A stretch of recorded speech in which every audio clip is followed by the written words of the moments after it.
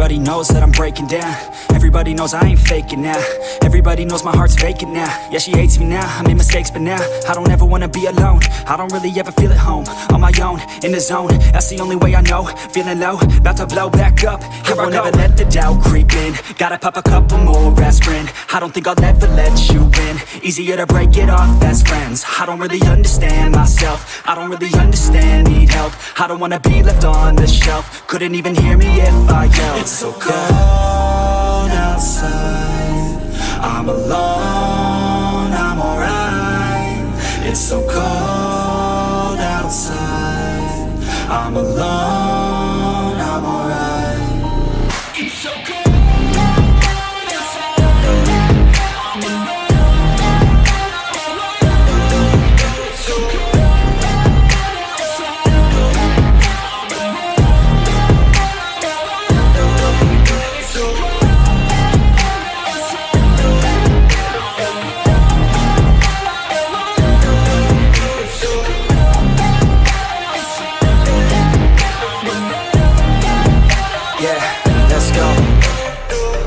Break down, always feel like I could break now, but I never let it. Video, this one came out early, mostly because this part is kind of short, and I just wanted to get the Vegeito stuff over with and hop into the more fun stuff. Anyways, as usual, before we start, don't forget to like, comment, subscribe, and most importantly, enjoy. Now, shall we get started? Of course, as I said before, this will cover Vegeito's portion of the life, and most likely also will be uploaded the same day I record it. Anyways, let's get started. Whatever. Also, enjoy this picture of Vegeito. It's the only picture you get only time you see him as a kid. It's all about Vegeito. Basically, his Vegeta's life, he's remained the same. Well, his life will basically go the same as Vegeta, except for Vegeito is nicer. As in, nice enough not to kill his subordinates if they failed him. Nappa would know the feeling. Anyways, moving on, which means Vegeito is a lot more willing to train with Nappa and Radish, which would make him stronger. To go over this story real quick, first it will start out with Raditz eventually getting beat up until he catches up to Nappa, which eventually leads to the two growing strong enough together, and then the two go strong enough to eventually rival Vegeto's original power level, which in this timeline will be 20,000, at least fighting him together, meaning that Vegeito would also start getting increases of his own to basically sum up their training. And some up here are their new power levels. Radish 16,000, a very high advancement for him.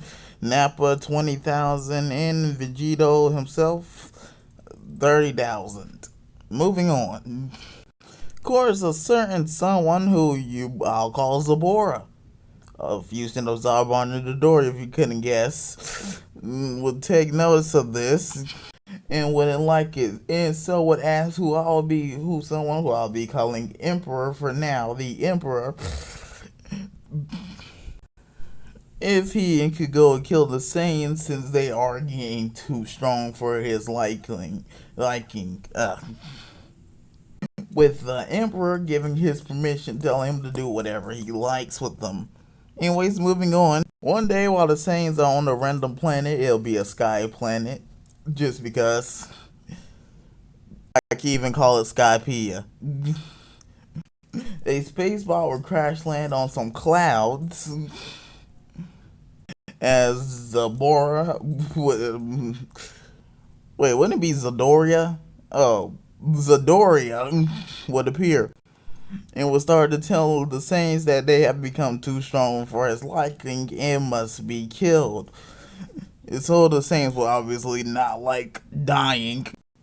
And so the four will begin fighting. With Zabora in this timeline having a power level of about 40,000, which would be higher than all of them, obviously. However, them fighting together with the little synergy they would have would actually be able to keep up with Zadoria. I'm just gonna call him Zarbon. No, Zadoria. as Zordon would have the idea to transform, but since the Saiyans would have tails, he knew that that would screw him over. So he would divide and conquer, splitting them up and eventually, well, ripping their tails off, which will be around their waist. As the warrior would transform, giving him a new power level of 60,000. I should have put that down. From there, the three Saiyans would easily be outclassed by him. But never giving up, the three would continue to which eventually Zadoria would eventually take out Nappa and Raditz and would fight Vegito alone. Vegito, who would be losing back. And so he would try and access. So he would start to get angry at his loss and thinking, well, he isn't going to get his revenge on the Emperor. As this would eventually lead to him unlocking Ikari himself. Unfortunately, I cannot show that really, so I'll take my word for it. Which would give him a 10 times boost if I'm correct, which would allow him to easily start overwhelming Zadoria.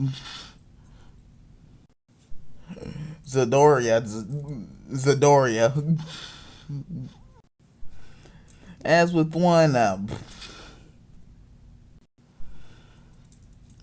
the Keyblade he would have in this timeline, he would slice Zadoria in half, which would kill him.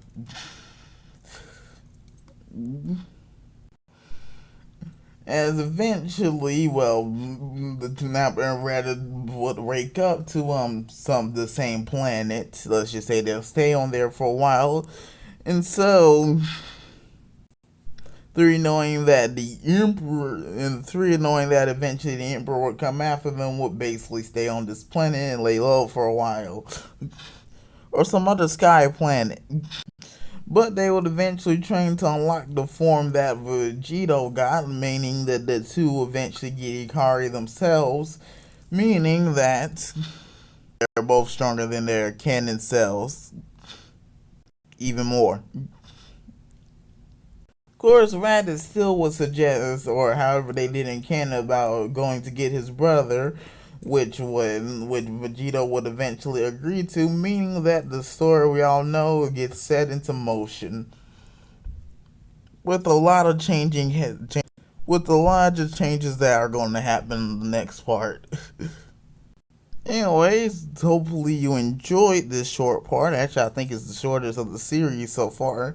And of course, don't forget to like, comment, subscribe, and most importantly, hopefully you enjoyed. And see you next time.